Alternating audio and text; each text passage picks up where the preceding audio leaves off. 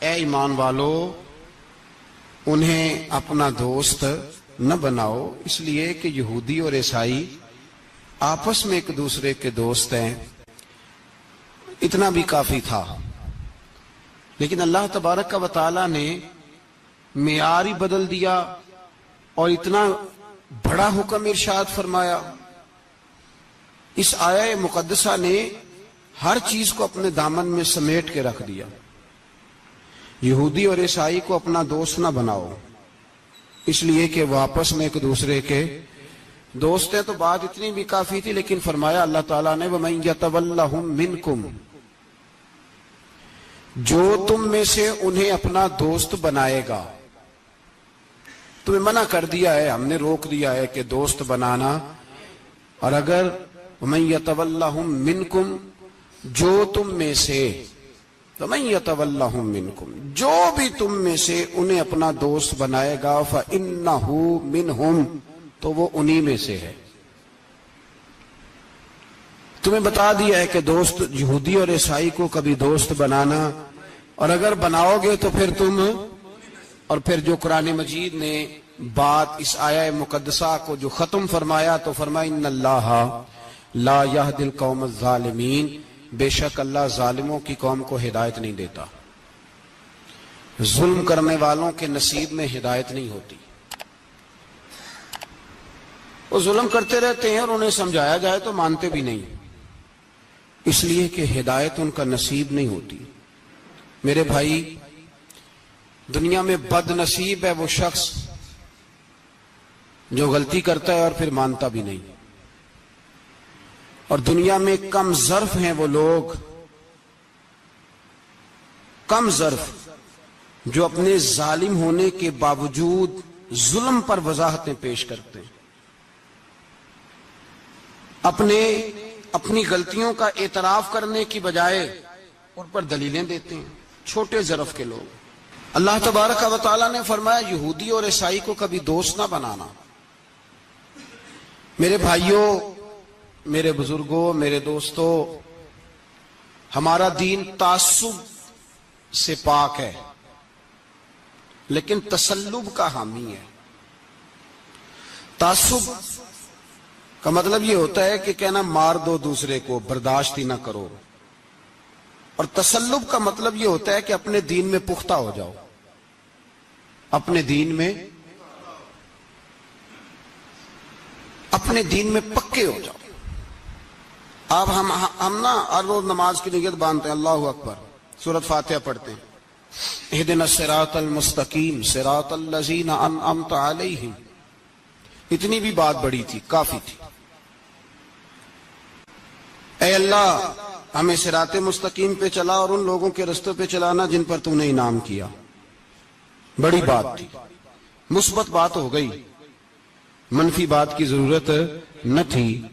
لیکن اللہ تبارک و تعالیٰ نے فرمایا کہ جہاں تم مجھ سے یہ دعا مانگو نا کہ صراط الذین انعمت علیہم، یا اللہ ان لوگوں کے رستوں پہ چلا جن پر تو نے انعام کیا، انبیاء، صلحاء، اتقیاء، صوفیاء، اولیاء، جہاں یہ دعا مانگنی ہے نا، ساتھ ایک اور بات بھی تم نے کرنی ہے۔ وہ کیا ہے؟ غیر المغضوب علیہم ولا الضالین، اے اللہ ان سے ہمیں بچا جن پر تیرا غضب ہوا، ان کے رستے پہ نہ چلانا جن پہ تیرا غضب ہوا اور جو گمراہ ہو گئے۔ اب دو باتیں سمجھ میں آئیں کہ مومن کو اپنے عقیدے سے پیار کرنا ہے اور کافر کے عقیدے سے اظہار بیزاری کرنا ہے، ان کے نظریے سے، ان کے عقیدے سے نفرت کرنی ہے۔ کافر کے عقیدے اور نظریے سے، اس کا کیا مطلب ہے؟ تسلب کا مطلب ہوتا ہے اپنے دین میں پکا ہونا۔ دو تین جملوں میں بات سمجھاتا ہوں، اگر آپ کی سمجھ میں آئی تو بڑا بہتر ہوگا۔ دو تین جملوں میں، تسلب، پکا ہونا، اس کا کیا مطلب ہے؟ اس کا مطلب یہ ہے کہ اپنی آنکھوں پر جو تم نے اینک لگانی ہے وہ دین کی اینک لگانی ہے، جو چیز بھی دیکھنی ہے وہ دین کی آنکھ سے دیکھنی ہے، جو کچھ بھی تم نے چاہنا ہے، بڑی بات کر رہا ہوں اگر آپ سمجھے تو، جو بھی تم نے دیکھنا ہے دین کی اینک سے دیکھنا ہے، جو تم نے چاہنا ہے وہ دین کے دل کے ساتھ چاہنا ہے، اور جو تم نے سوچنا ہے وہ دین کے دماغ کے ساتھ سوچنا ہے. اس کا ترجمہ اقبال نے کیا, کہنے لگے قوم مذہب سے ہے, مذہب جو نہیں. قوم کس سے ہے؟ قوم مذہب سے ہے, مذہب جو نہیں. اور فاضل بریلوی کہتے ہیں دہن میں زبان تمہارے لیے اور بدن میں ہے جان تمہارے لیے. ہم آئے یہاں تمہارے لیے تو اٹھیں بھی وہاں تمہارے لیے. اپنی ہر چیز, ہر نقطہ نظر میں پہلے دین, اس کے بعد کوئی اور. کافر کے عقیدے سے ہمارے زمانے میں نا فلسفی, منطقی, ادیب, شاعر, ملنگ, تلنگ, یہ بڑی جماعتیں. کھچڑی ہے, کھچڑی. اب وہ کھچڑی ایک نیا درس دیتی ہے. وہ کھچڑی یہ کہتی ہے کہ یہ سارے اللہ کو پکارتے ہیں, سارے اسی کے نام ہیں. یہ سارے, ہمارے ایک سابق وزیر اعظم نے بھی کہا تھا, ایک نوجوان کی عادت دی ہے گھسی پٹی جماعت نے, وہ بھی یہی کہتے ہیں. ہولی پہ بھی چلے جاؤ, دیوالی پہ بھی چلے جاؤ, ہندوؤں کے مندر میں بھی چلے جاؤ. وہ کہتے ہیں سارے اسی کے نام ہیں, جو بت کو پکار رہا ہے وہ بھی اسی کو ہی پکار رہا ہے معاذ اللہ. جو رام رام کہہ رہا ہے وہ بھی بات اصل وہی ہے. وہ بیوقوف ہو, اگر بت کو پکارنے والا بھی کسی نہ کسی رنگ میں اللہ کو ہی پکار رہا تھا معاذ اللہ, تو پھر نبی پاک صلی اللہ علیہ وسلم کو کیا ضرورت تھی بتوں کا مقابلہ کرنے کی؟ تم نے تو سارا دین ہی مشکوک کر دیا. ہر شے مشکوک ہو گئی. جو بتوں کو پکار رہا ہے وہ بھی اسی کو پکار رہا ہے, جو رام کہہ رہا ہے وہ بھی اسی کو کہہ رہا ہے, جو پتھر پوج رہا ہے وہ بھی. کیا تماشا لگایا ہوا ہے.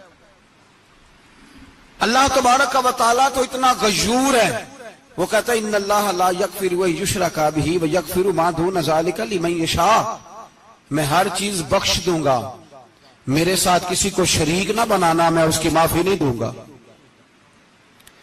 اللہ کے پیارے پیغمبر حضرت عزیر, جناب عیسیٰ علیہ السلام کو جب لوگوں نے معاذ اللہ خدا کا بیٹا کہا تو رب تبارک و تعالیٰ نے قرآن پاک کی آیتیں نازل فرمائی.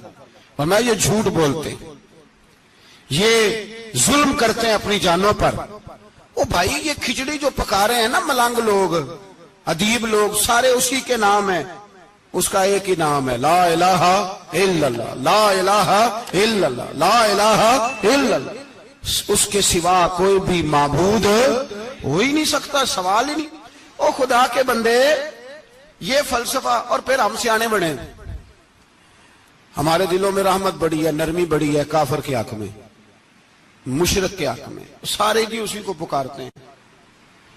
تو زیادہ مہربانی کرنے والا ہے یا نبی پاک زیادہ رحمت للعالمین ہے؟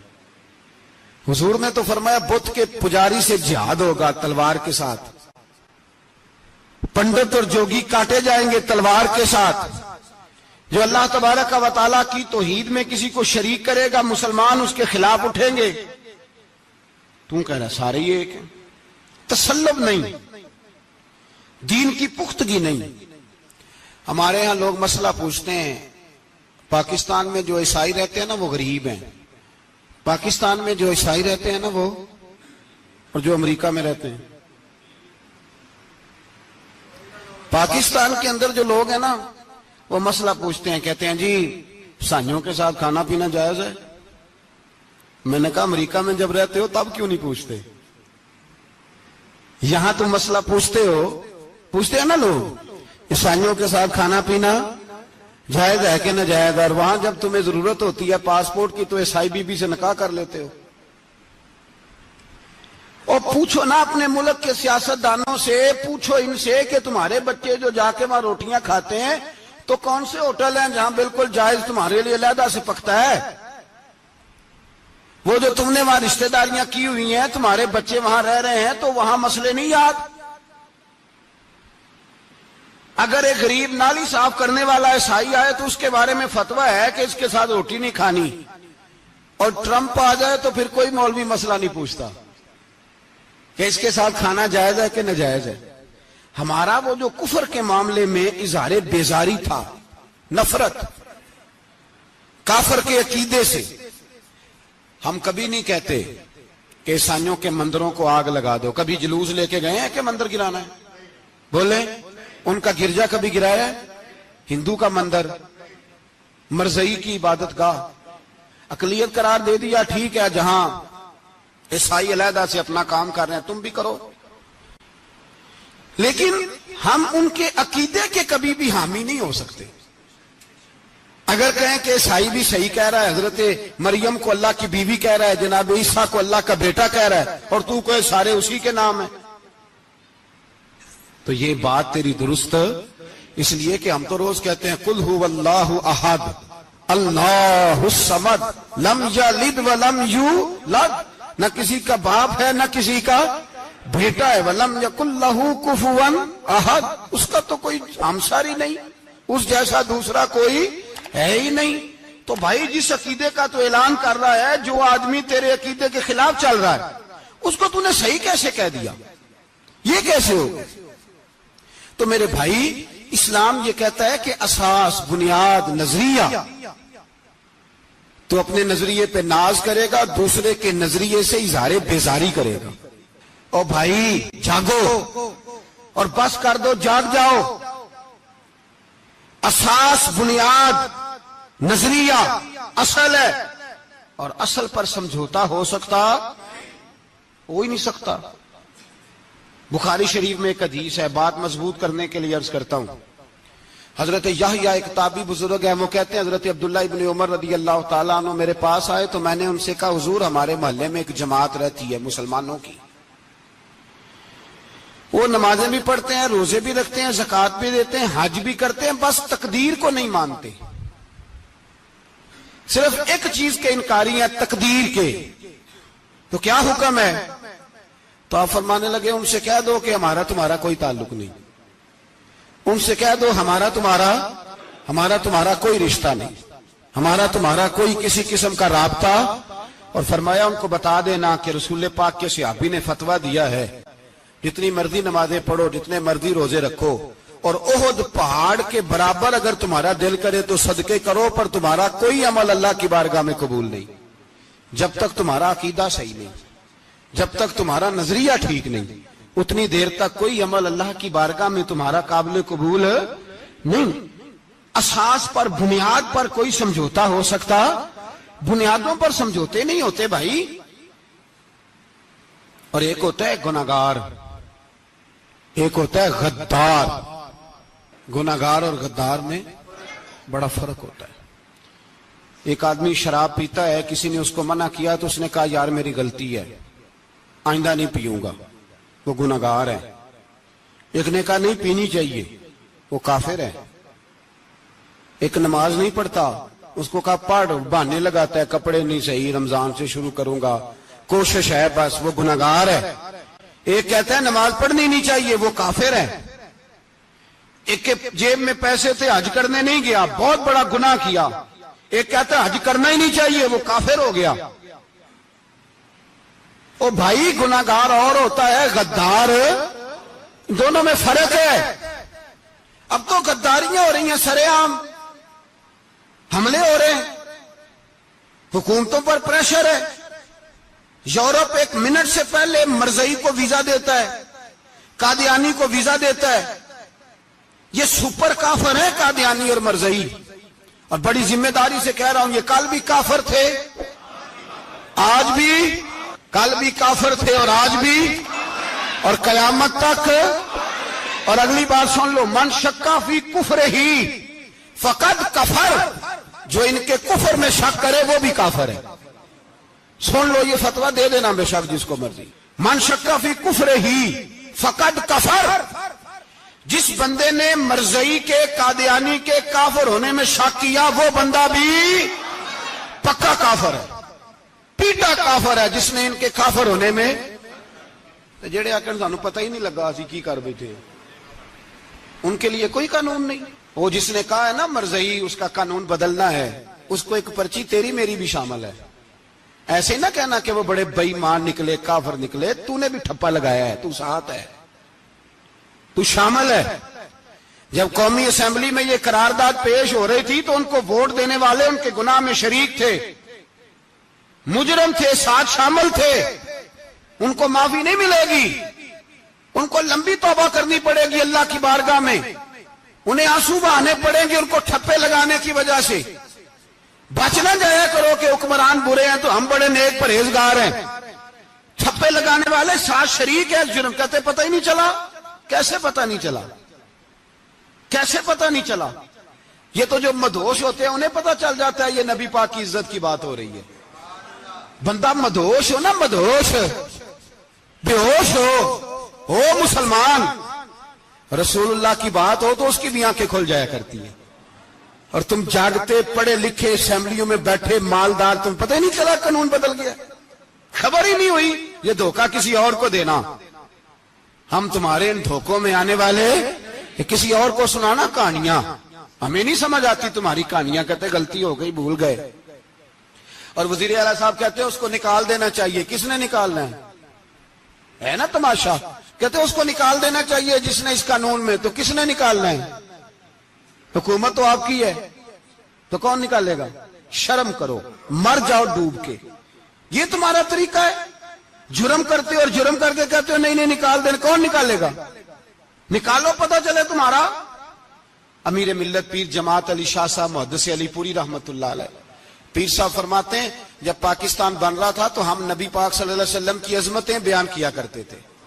ہم کہتے تھے لوگوں پاکستان بنے گا تو اس میں نبی پاک کا نظام آئے گا، غریب امیر کا فرق مٹ جائے گا، اس میں کوئی برادری نہیں ہوگی، ایک برادری ہوگی جس کا نام مسلمان ہوگا. اس میں چھوٹا بڑا امیر غریب ایک ہی صف میں کھڑے ہو گئے، محمود و ایاز، نہ کوئی بندہ رہا نہ کوئی بندہ نواز. یہ پاکستان ہوگا. اور کہتے ہیں ہندو پنڈت تقریریں کرتے تھے وہاں نبی پاک کا نظام نافذ ہوگا، معاذ اللہ ہاتھ کٹیں گے، گردنیں کٹیں گی، بڑا وہ معاذ اللہ مخالفت کرتے تھے. وہ کیا پتا تھا کہ بعد میں یہاں بھی سارے وہی تماشے ہوں گے جو وہ کہہ رہے ہیں. تو پیر صاحب کہتے ہیں کہ جگہ ہندوؤں کا جلسہ تھا، ہندوؤں کا پنڈت تقریر کر رہا تھا، وہاں سارے ہندو بیٹھے تھے. تو اس پنڈت نے نا تقریر کرتے کرتے نبی پاک کی شان میں کوئی بے ادبی کر دی معاذ اللہ. چونکہ سارے ہندو تھے، کوئی مسلمان نہیں تھا. ایک ملنگ بیٹھا تھا دور، اس نے دوری ڈنڈا پکڑا ہوا تھا اور کوئی اپنی موج کا کام کر رہا تھا. آپ کو پتا ہے ان کے پاس جو ڈنڈا ہوتا ہے بڑا رنگین ہوتا ہے، کوئی اسپیشل بنایا ہوتا ہے انہوں نے.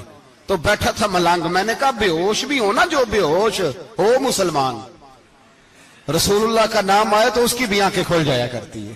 تیری بند کی باندھی رہ گئی ہے، کیسے ہو گیا؟ ہاتھ میں ڈنڈا تھا اور وہ اپنے کام لگا ہوا تھا. جب اس کے کانوں میں سپیکر کی آواز آئی نا کہ نبی پاک کے بارے میں بات کی ہے، تو ڈنڈا اٹھایا، پیچھے سے اسٹیج پہ چڑھ گیا. اور ہندوؤں نے سمجھا ملنگ آدمی ہے، اس نے کیا کرنا ہے. آیا پنڈت کے پاس اور وہ کہتا ہے میں نے 3 ڈنڈے اتنی زور سے مارے کہ چوتھے کی ضرورت ہی نہ پڑی. اتنی زور سے 3 ڈنڈے سر پہ مارے کہ چوتھے کی ضرورت ہے اس کی پھر آواز ہی نکلی. مر گیا وہ. مجھے پکڑا، جیل میں پھینک دیا. امیر ملت پیر جماعت علی شاہ صاحب کہتے ہیں میں امرتسر کی جیل میں ملنے گیا اور میں نے اس کے سامنے کھڑے ہو کے کہا، میں نے کہا بیلیا، نہ تو نماز پڑھے، نہ تو روزہ رکھے، نہ تو مسجد آئے، نہ تو کوئی اور کام کرے، اور اتنا بڑا تو نے کام کیا، گستاخ مار دیا. تو پیر صاحب کہتے ہیں وہ ملنگ اپنے پیروں پہ اٹھ کے کھڑا ہو گیا اور اس کی آنکھوں میں آنسو تھے اور میری طرف دیکھ کے کہنے لگا پیر جی میں نے لمیاں گلاں تے نہیں آندیاں، میں ان پڑھا چوکھا تے نے مینوں پتا گناہگار ہاں، بڑا گناہگار ہاں، بڑا گناہگار ہاں، بڑا گناہگار، بڑا گناہگار ہاں، پر قسم اللہ دی عزت دی میں گناہگار ہاں پر اپنے نبی دا غدار نہیں، گناہگار ہاں پر رسول اللہ دا غدار. کوئی بات نہیں، اگر کوتاہیاں کرتا ہوں تو اب یہ تو نہیں نہ ہو سکتا کہ اونچی اور سچی سرکار کی کو میرے سامنے بے ادبی کر کے چلا جائے. یہ تینوں پتہ ہی نہیں لگا، تو کہتا خبر ہی نہیں ہوئی، کب ہو گیا پتہ ہی نہیں تھا. وضاحتیں دیتا پھرتا ہے. اور کچھ مولوی ملا جو دھبا ہے دین کے نام پہ وہ وضاحتیں دیتے پھرتے ہیں، کہتے ہیں مناظرے کر لو، شرم کرو. دین کے نام پر ووٹ مانگ کے اسمبلیوں میں جاتے ہو اور وہاں جا کے ان بے ایمانوں کی گودوں میں بیٹھ جاتے ہو، تمہیں حیا نہیں آتی. اور نبی پاک کی بات آئے تو پھر بھی تمہاری غیرت جوش نہیں مارتی، پھر بھی دلیلیں دیتے پھرتے ہو. میرے رسول پاک علیہ الصلوۃ والسلام کے غلاموں یاد رکھو، دین میں تسلط پیدا کرو، مضبوطی. کل لوگ مسئلے پوچھا کرتے تھے کہ صحابی کا اہل بیت کا بے ادب ہے تو اس کے جنازے پہ جائیں کہ نہ جائیں. اب نہیں لوگ پوچھتے، اب ہمارے دلوں میں فتوے زیادہ آ گئے ہیں، مرضی کرتے پھرتے ہیں. ہمارا بچہ کسی بد مذہب کی مسجد میں جاتا ہے ہم کہتے ہیں نہیں نہیں ویسے ہی جاتا ہے. تجھ سے پوچھا جائے گا. اس دن پتا چلے گا. جس دن تم مرے گا تو تیرے لیے دعا بھی نہیں کرے گا, تیری قبر پہ بھی نہیں جائے گا. تجھے پتا چلے گا اس دن کہ ویسے ہی جاتا ہے کہ ایسے جاتا ہے. کوئی پابندی نہیں, کوئی تسلط بھی نہیں, عقیدے میں ایمان میں کوئی پختگی نہیں. ہمیں خیال ہی نہیں کہ کدھر جا رہی ہیں اولادیں, سوچتے ہی نہیں ہم. خیال ہونا چاہیے, سمجھ ہونی چاہیے. میرے رسول پاک علیہ الصلوۃ والسلام کے صحابہ میں تسلط تھا, تسلط. سگی اماں بھی اگر بے ایمان ہوتی تھی تو صحابہ قریب نہیں آنے دیتے تھے. حضرت اسماء بنت ابی بکر صدیق, ان کی ماں مشرکہ تھی. جناب صدیق اکبر کی ایک زوجہ حضرت ابو بکر نے طلاق دے دی. کچھ عرصے کے بعد وہ اپنی بیٹی کو ملنے آئی, ماں بیٹی سے ملنے آئی تو حضرت اسماء بنت ابو بکر کو پیغام بھیجا, کہا بیٹے میں تجھے ملنا چاہتی ہوں. تو کہا اماں ذرا ٹھہر جا, پہلے میں اپنے نبی سے پوچھ لوں. پہلے اپنے, ماں بعد میں ہے, نبی پہلے ہیں. پہلے حضرت اسماء حضور کی بارگاہ میں گئی, یا رسول اللہ میری اماں ملنا چاہتی ہے. اور مشرکہ ہے, حکم کیا ہے؟ فرمایا تو ماں کی حیثیت سے مل سکتی ہے. انہوں نے تو سگے ماں باپ سے ناطے توڑ لیے, سگے رشتہ داروں سے, اور تو ان سے دوستیاں ختم نہیں کر سکتا, تیرا تعلق بھی نہیں. نہیں, سارے اسی کو پکارتے ہیں, سارے ایک ہی ہیں. یہ تماشے کسی اور کو دکھانا, یہاں رسول اللہ کے غلام بستے ہیں. ہمارا عقیدہ بڑا پختہ ہے, بڑا پختہ, بڑے پختہ نظریات کے لوگ اللہ نے اس دھرتی کو عطا فرمائے. اس زمین نے بڑے کامل مومن پیدا کیے. بھائی یاد رکھو, رسول پاک علیہ الصلوۃ والسلام کے غلاموں میں اپنے دین کے لیے تسلط تھا, پختگی تھی, کفر سے بیزار رہتے تھے. اگر سب کو ایک میں ایک ہی کرنا تھا تو پھر اتنی لمبی چوڑی جدوجہد, امیر حمزہ کا کلیجہ نکل گیا, کان کٹ گئے, سب کچھ ہو گیا, اور آج تم ان شہیدوں کی لاشوں پہ کھڑے ہو کے کہتے ہو کہ یہ تو ایسے ہی کٹ گئے. مذاق ہے یہ, کوئی مذاق ہے؟ اصل بات بتاؤں آپ کو کیا ہے؟ دین مفت میں ملا ہے, اور جو شے مفت مل جاتی ہے اس کی قدر نہیں ہوتی. قدر دین نبی دا ایک ہی جانن دنیا دار کمینے, دین نبی دا جانن والے سونگے وچ مدینے. تجھے کیا پتا, تجھے کیا خبر اس دین کی؟ تجھے خبر ہی نہیں میرے رسول پاک کا پسینہ کتنا بہا ہے. کبھی تیرا پھیرا لگے تو احد کے پہاڑ سے جا کے پوچھنا نبی پاک کا خون کتنا بہا ہے. کبھی ٹائم ملے نا, ملک شام جا اور حضرت بلال کی قبر پہ کھڑے ہو کے پوچھ دین کتنا قیمتی ہے. اور پھر اس سے زیادہ بات پوچھنی ہو نا کبھی تو مدائن جا, حضرت سلمان فارسی کے مزار کے پاس ان سے پوچھ دین کی قیمت کتنی ہے. وہ تجھے بتائیں گے کہ کئی 100 سال لگ گئے نبی پاک کے قدموں میں پہنچنے تک. 100 سال, کئی 100 سال. اور اگر پھر بھی تجھے تسلی نہ ہو تو جنت البقیع میں جا اور سیدہ طیبہ طاہرہ حضرت فاطمہ الزہرا سے پوچھ. ان سے پوچھ بی بی اس دین کی قدر کیا ہے. وہ تجھے بتائیں گی کہ جب دین کے چہرے پہ سرخ رنگ بھرنا تھا تو میں نے حسین کا خون دے کے بھرا ہے. وہ تجھے بتائیں گی کہ اس دین کو جب پینٹ کرنا تھا تو میں نے جناب علی اصغر کے بازوؤں کے ساتھ مصوری کی ہے. اس کو آسان سمجھ رکھا ہے لوگوں نے, آسان سمجھ رکھا ہے. کہا تم کٹ گئے. اور آج اٹھنے والا صوفی اور درویش کہتا ہے سارے ایک ہی ہیں, سارے اسی کو مانتے ہیں. جس سیاستدان کا دل کرتا ہے وہ جا کے مندروں میں پوجا کر آتا ہے, جس کا دل کرتا ہے وہ جا کے ہندوؤں کی ہولی اور دیوالی میں شریک ہو جاتا ہے. سب ایک ہی ہیں. اگر ایک ہی تھے تو حسین کا علی اصغر کیوں شہید ہوا؟ اگر سب ایک ہی تھے تو جناب علی اکبر کیوں شہید ہوئے؟ سارے ایک ہی تھے تو پھر ٹھیک ہے, مست رہنا چاہیے تھا. یہ مذاق ہے اتنی قربانیاں؟ شرم ہی نہیں آتی بات کرتے ہوئے؟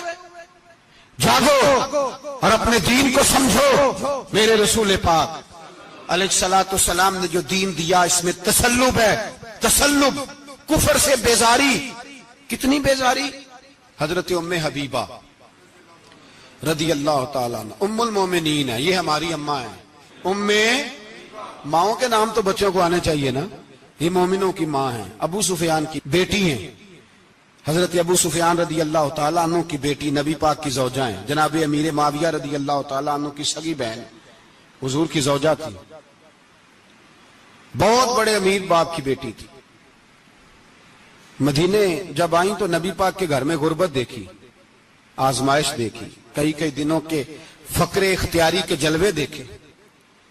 ابو سفیان ایک مذاکرات کے سلسلے میں مدینے آئے اور کہتے ہیں میں نے سوچا سیدھا اپنی بیٹی کے گھر جاتا ہوں، تو کہتے ہیں میں حضرت ام حبیبہ کے صحن میں داخل ہوا تو چارپائی پہ بستر بچھا ہوا تھا، اور ام حبیبہ ایک سائیڈ پہ بیٹھ کر تو سوئی دھاگے کے ساتھ کوئی کام کر رہی تھی۔ ابو سفیان کہتے ہیں میری بیٹی کی نظر پڑی تو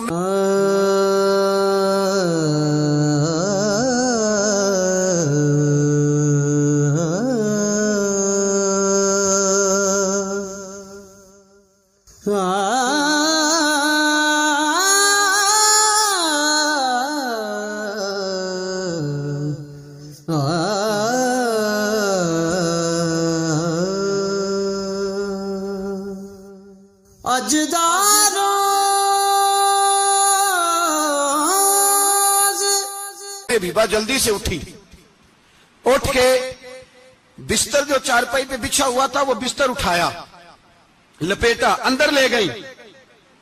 بعد میں باہر آئی تو میں نے بیٹی کے سر پہ ہاتھ رکھا، میں نے کہا بیٹی میں سمجھ گیا ہوں، بستر پہ میری نظر پڑی ہے، لگتا ہے کئی سال پرانا ہے، پیوند بھی لگے ہوئے ہیں، تو اس لیے اندر رکھا ہی ہے کہ پرانے بستر پہ باپ کو بٹھاؤں گی، اس لیے رکھا ہی ہے۔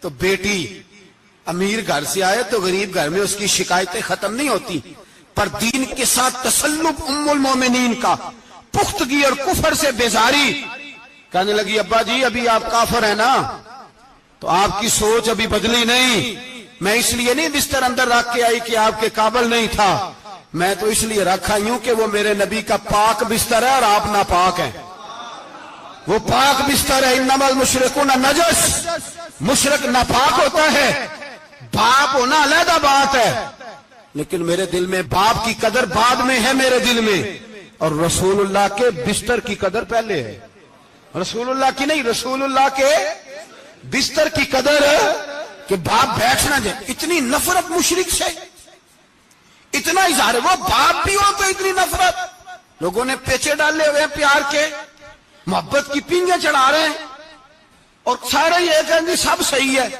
اور ہمارے دلوں میں نرمی، ہمارا اپنا جوان باہر جاتا ہے، وہ یہ نہیں دیکھتا کہ میں جس سے شادی کرنے لگا ہوں نیشنلٹی زیادہ ضروری ہے کہ ایمان، پیسے زیادہ ضروری کہ ایمان، دین زیادہ ضروری کہ دولت۔ عجیب تماشا ہے، بیچتے پھرتے ہیں، فار سیل کر دیا مذہب کو، تسلب ہی نہیں، کوئی خیال ہی نہیں، توجہ ہی نہیں ہماری۔ میرے رسول پاک علیہ السلام کے صحابہ جو چٹان تھے دین کے معاملے میں، اپنا پیارا بھی سامنے آتا تھا تو کافر سمجھ کے قتل کر دیتے، اس لیے کہ وہ سمجھتے تھے قوم مذہب سے ہے، مذہب جو نہیں تم بھی نہیں، اگر دین نہیں رہے گا تو کوئی شے باقی نہیں رہے، یاد رکھنا، اگر دین نہیں رہے گا۔ میرے حبیب پاک علیہ السلام کے غلاموں کا یہ حال تھا۔ احد کے اندر افواہ پھیل گئی کہ حضور شہید ہو گئے، حضرت انس بن مالک کے چچا تھے انس بن نضر رضی اللہ تعالیٰ، جب افواہ پھیلی نا حضور شہید ہو گئے تو جناب انس بن نضر اٹھے، تلوار پکڑی، صحابہ سے کہنے لگے یہاں کیوں بیٹھے ہو؟ کہا حضور شہید ہو گئے، ہم کیا کریں؟ فرمایا حضور شہید ہو گئے تو ہم زندہ رہ کے کیا کریں گے؟ یہاں کیوں بیٹھے ہو؟ ہمارا جینا بھی مصطفیٰ کے لیے، مرنا بھی مصطفیٰ کے لیے، اگر حضور علیہ السلام وصال کر گئے تو اٹھو، ان بے ایمانوں سے لڑتے ہیں جنہوں نے مصطفیٰ کو شہید کیا ہے، اٹھو۔ حضرت انس بن نضر میدان میں نکلے، اس طرح لڑے کہ صحابہ کہتے ہیں نہ زخموں کی پرواہ، تیر برستے رہے پرواہ کوئی نہیں، تلواریں چلتی رہیں پرواہ کوئی نہیں، ان کے وجود پر نیزوں کے زخم آتے رہے پرواہ کوئی نہیں۔ حضرت انس بن نضر اتنا لڑے کہ شہید ہو گئے، اور جب شہادت کے بعد ان کی لاش دیکھی تو 80 زخم نظر آئے، تلواروں کے، نیزوں کے 80 زخم۔ حضور کے لیے ان لوگوں نے جانیں دے دی، پرواہ ہی نہیں کی۔ یہاں اس مسئلے کو ہمارے ہاں لوگ سمجھتے ہی نہیں۔ ختم نبوت کا مسئلہ بڑا حساس مسئلہ ہے۔ ما کان محمد ابا احد من رجالکم ولکن رسول اللہ وخاتم النبیین۔ ہم ختم بھی پڑھے نا کسی کا تو اس میں بھی ختم نبوت والی آیت پڑھتے ہیں، اس لیے کہ یہ بنیادی مسئلہ ہے۔ ہم لوگوں کو بتاتے ہیں کہ جو مرنے والا گیا ہے نا دنیا سے، وہ نبی پاک کی ختم نبوت کا اعلان کرتا ہوا گیا ہے۔ ہم لوگوں کو یہ بات بتلاتے ہیں، میرے حبیب پاک علیہ الصلوۃ والسلام کی 150 کے قریب حدیثیں ہیں کہ میں آخری نبی ہوں، میرے بعد کوئی نبی نہیں ہے۔ 150 کے قریب حدیثوں میں حضور نے ارشاد فرمایا، جگہ جگہ محبوب پاک نے وضاحت فرمائی کہ میں آخری نبی ہوں، میرے بعد کوئی نبی ہو سکتا، وضاحت۔ اور ہمارے علماء نے لکھا ہے جو دعویٰ کرے کہ میں نبی ہوں اور جس بندے نے اس سے یہ کہا کہ چل کوئی دلیل دکھا، وہ بھی کافر ہو گیا، وہ بھی کافر۔ کیوں تو نے یہ سوال کیا؟ یہ حساس نوعیت کا مسئلہ ہے۔ میرے رسول پاک علیہ السلام کے غلاموں نے ایک پیغام دیا ہے ہمیں، اس پیغام کو یاد رکھنا۔ حضرت سعد بن ربیع رضی اللہ تعالیٰ عنہ کو احد کے میدان میں اتنے زخم لگے کہ اٹھا نہیں جاتا تھا۔ نبی پاک صلی اللہ علیہ وسلم نے فرمایا جاؤ کو میرے سعد بن ربیع کا پتہ کرو وہ کہاں ہے۔ صحابہ آئے تو فرماتے ہیں جب ہم ان کے پاس پہنچے تو ان کی روح پرواز کر رہی تھی، آخری لفظ انہوں نے ادا کیے، کہنے لگے ادھر آؤ صحابہ، ادھر آؤ، میری وصیت سن لو۔ ہم قریب گئے، ہم نے کہا شاید بچوں کے بارے میں، اولاد کے بارے میں، گھر کے بارے میں کوئی وصیت کریں گے۔ تو حضرت سعد بن ربیع نے وصیت فرمائی، کہنے لگے جا کے نبی پاک کے غلاموں کو میرا پیغام دے دینا، جا کے امت مسلمہ کو میرا پیغام دے دینا کہ مسلمانوں اگر تم میں سے ایک بھی زندہ ہوا اور نبی پاک کی ناموس پر کوئی حرف آیا تو پھر اللہ کی بارگاہ میں تمہارا کوئی عذر قبول نہیں کیا جائے گا۔ یہ میدان احد میں سر سے لے کر پاؤں تک زخم لگے ہوئے ایک صحابی کا پیغام ہے امت مسلمہ کے نام۔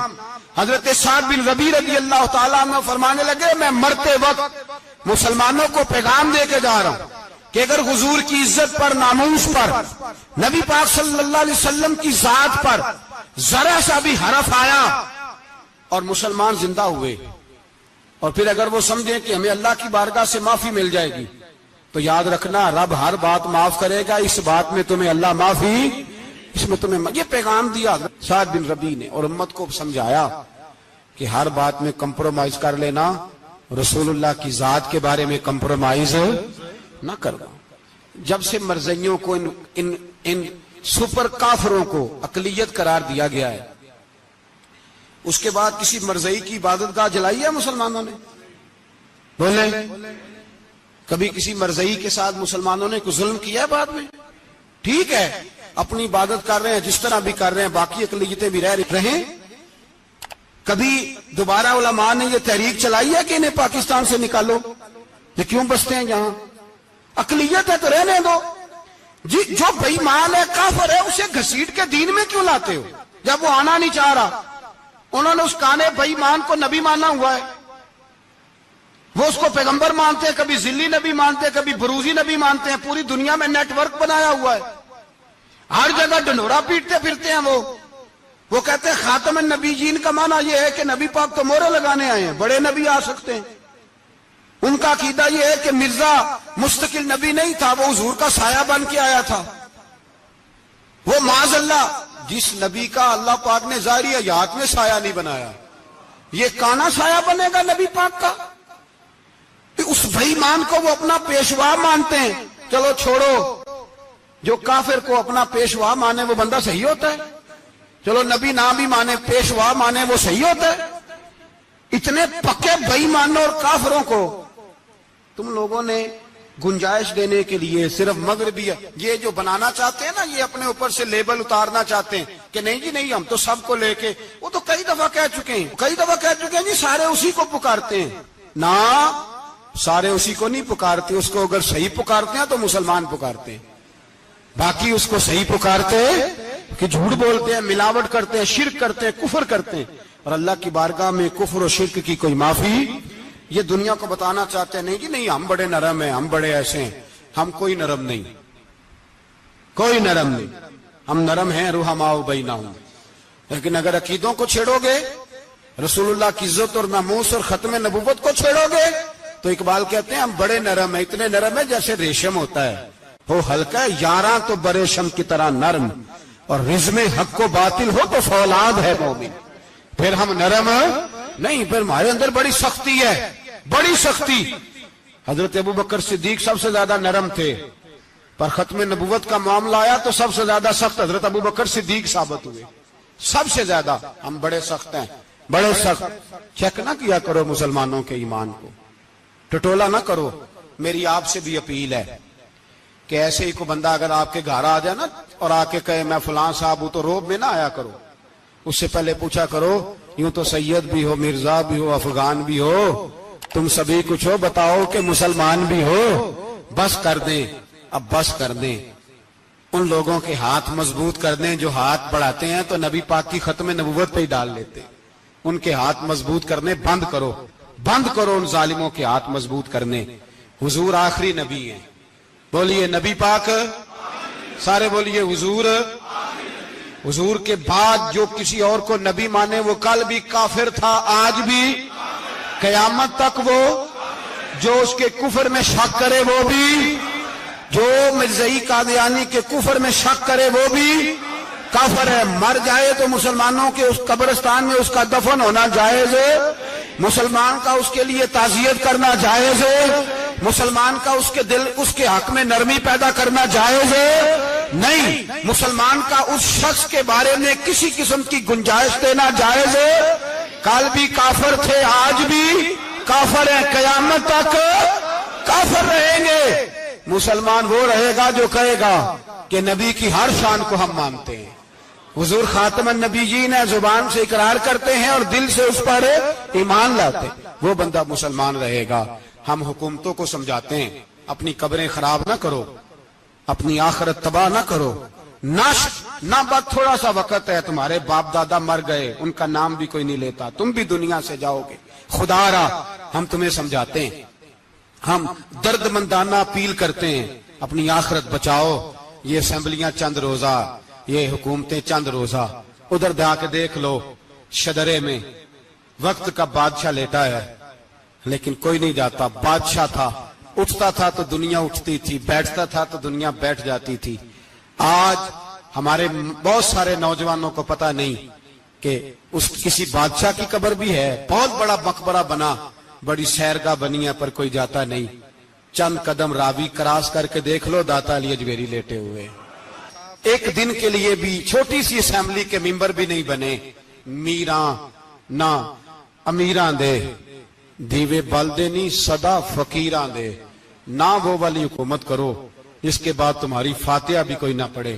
اور جا کے دیکھ لے, داتا صاحب کی قبر کے چاروں جانب پھٹیاں لگی ہوئی ہیں. سارا دن ساری رات اللہ کا قرآن پڑھا جاتا ہے, دن رات وہاں درود پڑھے جاتے ہیں, ان کو اصالہ ثواب کیا جاتا ہے. یہ والی زندگی جی, واپس آ جا, نہ اپنی آخرت خراب کر, بچ جا. وقت کی حکمران لوٹ آ, رسول اللہ کے قدموں میں بیٹھو, اعلان کرو, بغاوت کرو نبی پاک کے دشمنوں کے خلاف, اور حضور کے سچے غلام بن کے جیو. اگر سچے غلام بنو گے تو حضرت عمر بن عبدالعزیز کی طرح تمہارے تذکرے ممبروں پہ رہیں گے. اور اگر غداری کرو گے, غداری, تو یزید کی طرح تمہاری اپنی اولادیں بھی تمہارا نام نہیں لیں گی, اپنی اولادیں بھی تمہارے تذکرے چھوڑ جائیں گی. یاد رکھنا اللہ کی لاٹھی بڑی بے آواز ہے. کل من علیہ فان, فنا کر دیتا ہے ہر چیز کو. دعا ہے اللہ ہمیں سمجھنے کی توفیق عطا فرمائے.